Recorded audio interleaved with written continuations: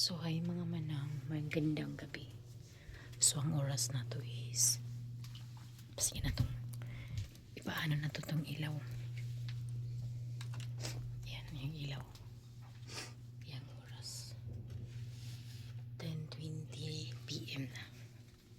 So naggutom ako. Wala kaming ibang ulam kundi itong pasayan. Hindi kasi ako makatulog pag gutom ako eh. Hindi kasi ako kumain kanina. Anuhin ko muna itong ano ha. Linis ko muna itong pasayan.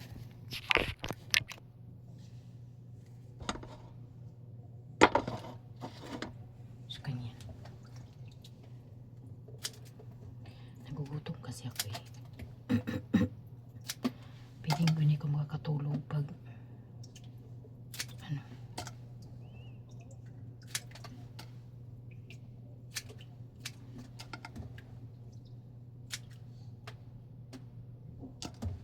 So, lulutuin ko ito ngayon.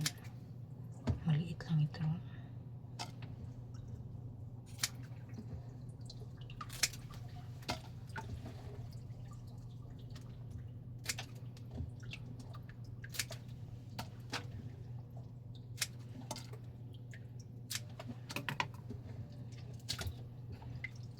Matinik tong ano niya.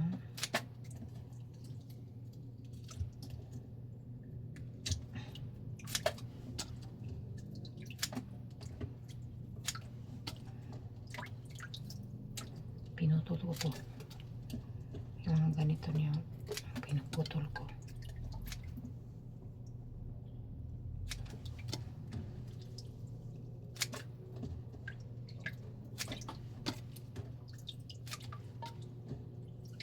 So yung kapitbahay namin tulog na.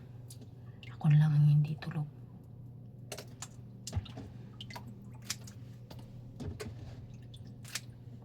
Wala kasi may kaming biskwit na ubusan. Tsaka wala din kaming tinapa. Naubos din. So hindi pa kami nakapag-grocery kasi medyo hindi kasi yung pera namin.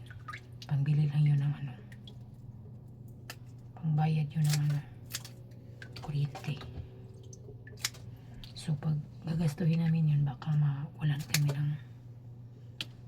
kami ng kuryente at tubig.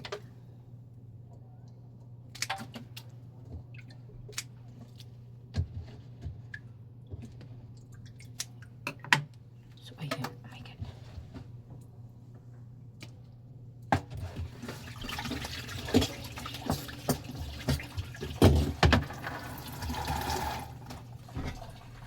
Ito na, yan.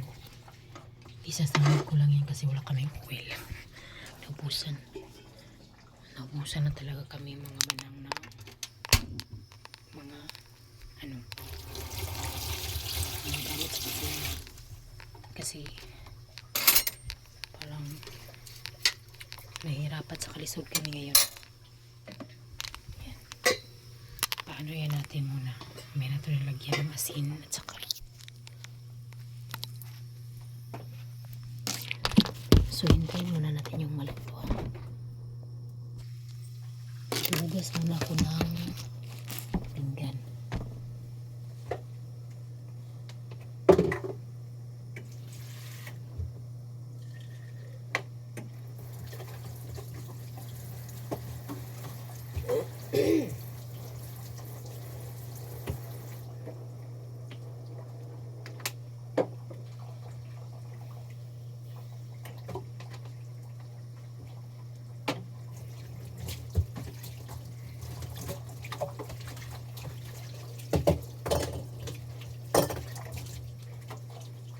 Maglalagay na tayo ng asin.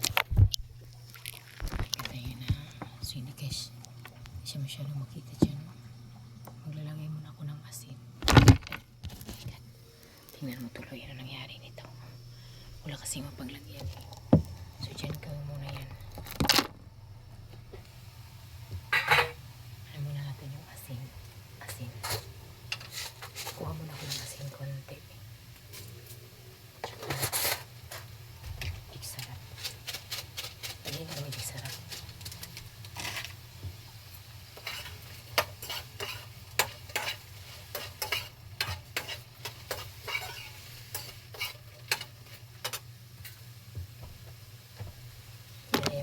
niya. Yan. So, maliit na. Ngayon ko yan siya ng asin.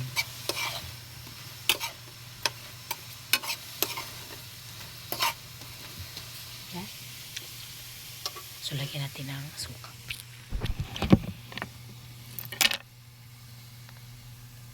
Lagyan natin ng suka konti. Suka. Mamay natin lagyan ng oil. Paano natin yung suka?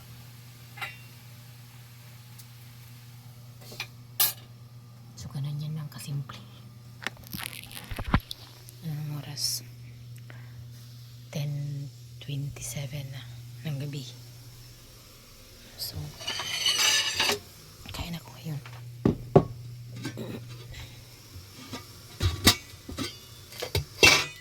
Ang ulam ng anak ko at saka yung partner ko is kanton lang kanina. Tingnan ko muna yun. So, wala na rin kaming oil. Ano ba to? Lahat na lang.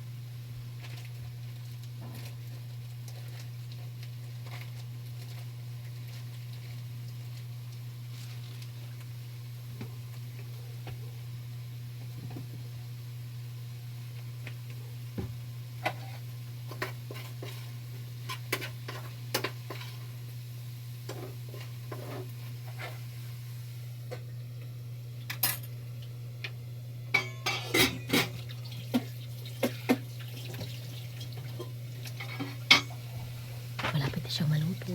Ayan, luto ng mga manang. So,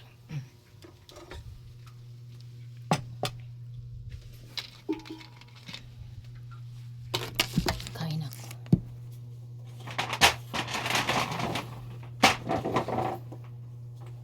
So, hindi na ako nag-ayos.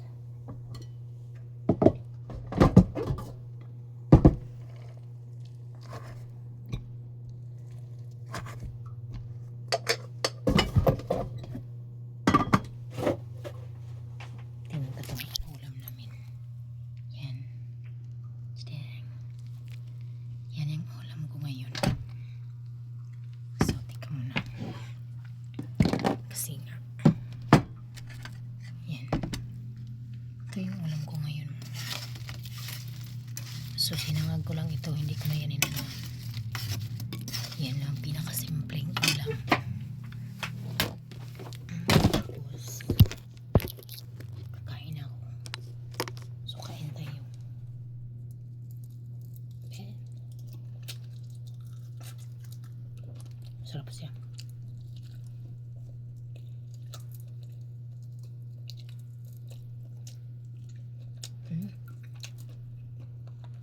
Bisaya kasi ito nga pasayan eh. Maliliit. Yung nandyan sa tubig. Masarap siya ganituhin lang.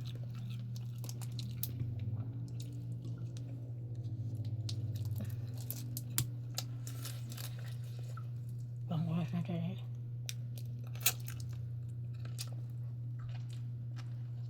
Exact 10:30 p.m.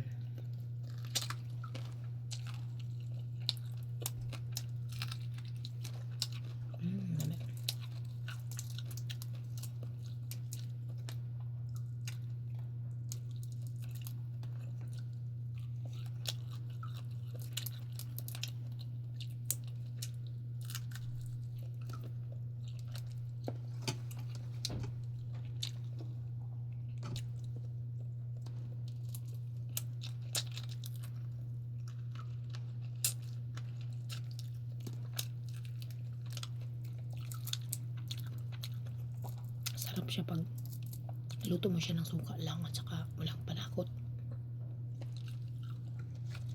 May malaki naman. Kung may malaki, yun ito, pinakamaliit.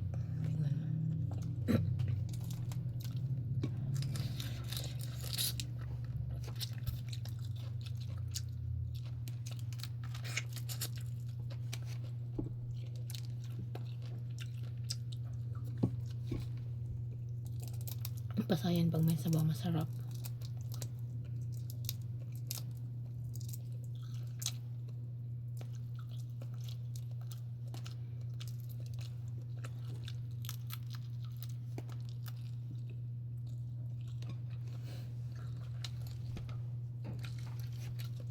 So,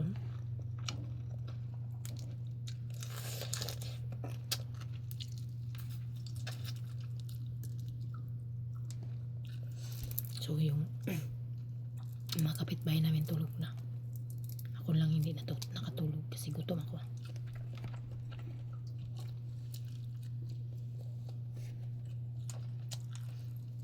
Bakit kaya pag gutom tayo, di tayo nakakatulog, no?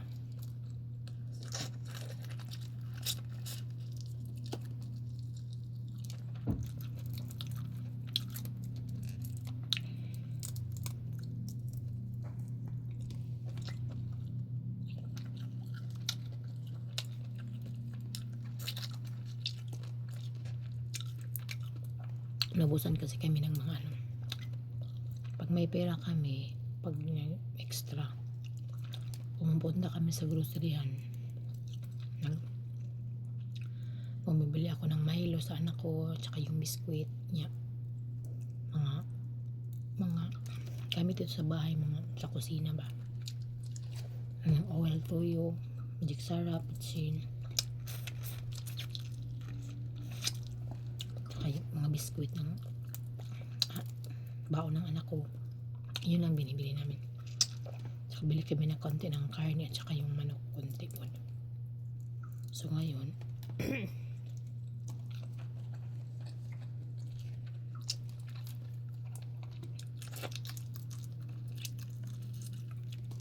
wala kami masyadong pera. Kaya hindi kami naubusan kami. Sa amin yung wala na nga kaming toyo at saka oil. Suka na lang namin at saka asin. May bigas naman kami.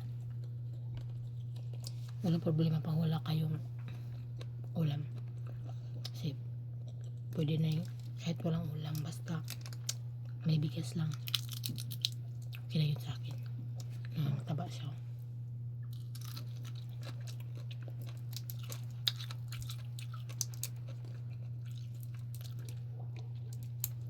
Pag may extra money kami, bibili ako ng mga gamit. Important sa akin yung bigas. Kahit anong bigas, kaya naman ako ng mais. Kain ako. Tingnan mo, mataba. Diba sa ulo ito.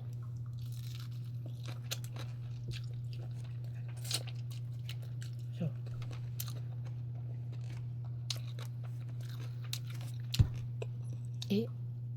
i-off ko na to kasi parang ang taas-taas na. Salamat mga manang sa pagtanaw. Bye mga manang.